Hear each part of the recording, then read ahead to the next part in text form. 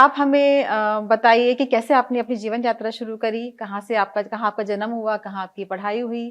कैसे आपने गणितज्ञ बनना के बारे में सोचा? इस बारे में थोड़ा-सा बताइए।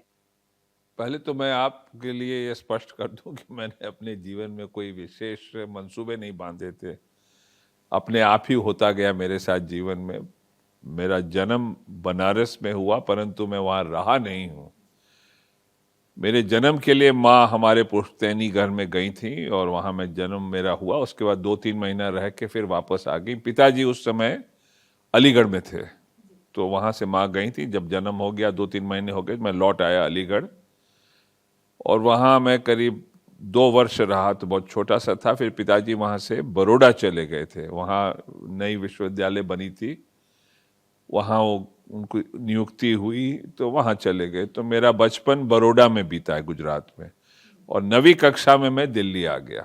तो फिर उसके बाद दिल्ली में पढ़ाई की और गणितज्ञ तो ऐसे ही बन गया।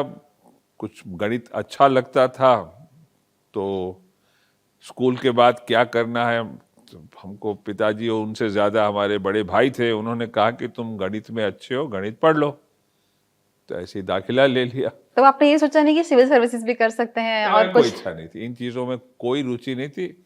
गणित मुझे भाती थी, तो मैं गणित से जुड़ा था वैसे भी, चाहे डिग्री लेता न लेता।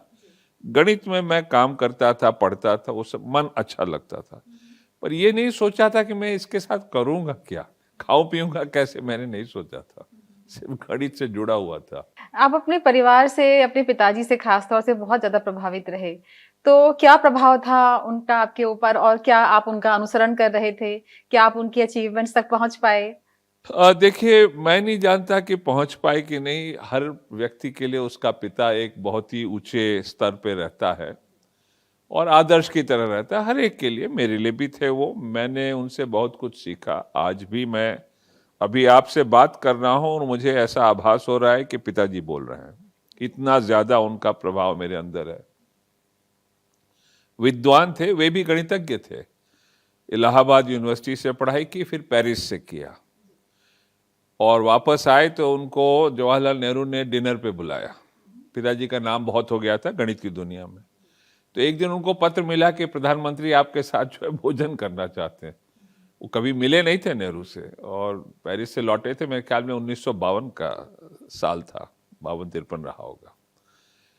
करीब 3 घंटा जवाहरलाल जी बैठे पिताजी के साथ। उन्होंने 2-3 और यंग साइंटिस्ट को बुलाया था और नेहरू ने बातचीत की और इन लोगों ने भी कुछ कहा होगा। मुझे कष्ट है कि पिताजी से उसका मैंने और विवरण वर्णन लिया नहीं। बाद में मुझे एक ही बार सुनाया। पिताजी अपने बारे में ज्यादा बोलते नहीं थे, परंतु ये उन्होंने कहा कि उनको लगा कि प्रधानमंत्री बहुत इच्छुक हैं कि विज्ञान के आधार पर भारत की प्रगति होनी चाहिए। उसके कुछ ही दिनों बाद जाकिर हुसैन साहब अलीगढ़ में नए नए वाइस चांसलर बने थे, जो बाद में हमारे राष्ट्रपति बने। उन्होंने पिताजी को निमंत्रण भेजा कि आप यहाँ आइए। पिताजी ने अप्लाई नहीं किया था, कोई इंटरव्यू नहीं, सीधे उनकी नियुक्ति हो गई। बाद में पता चला कि उनको जवाहरलाल जी ने कहा था कि इनको ले जाओ वहां, प्रतिभाशाली हैं, भला करेंगे। वहां से फिर 2-2.5 साल बाद उनको हंसा मेहता बड़ौदा ले गई, जहां वो वाइस चांसलर थी। उनके बारे में भी अद्भुत बात है, उनको सरदार पटेल ने बनाया था वाइस चांसलर और वो विश्व की पहली महिला वाइस चांसलर थी। पूरे विश्व में इतनी प्रगतिशील सोच थी सरदार पटेल की, भारत की। हंसा मेहता फ्रीडम फाइटर भी रही, उनके हस्बैंड चीफ मिनिस्टर थे गुजरात के, लेकिन बहुत ही विद्वान महिला, जबकि उनके पास एमएससी भी नहीं थी, पीएचडी तो छोड़ दीजिए।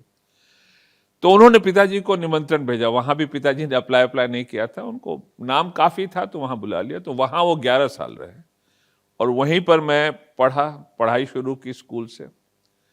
तो इसी तरह पिताजी विद्वान थे, भारत के सर्वश्रेष्ठ कवि, वैज्ञानिक, आर्टिस्ट, सबसे उनका परिचय था, दोस्ती थी उनका, हमारे घर आना जाना रहता था।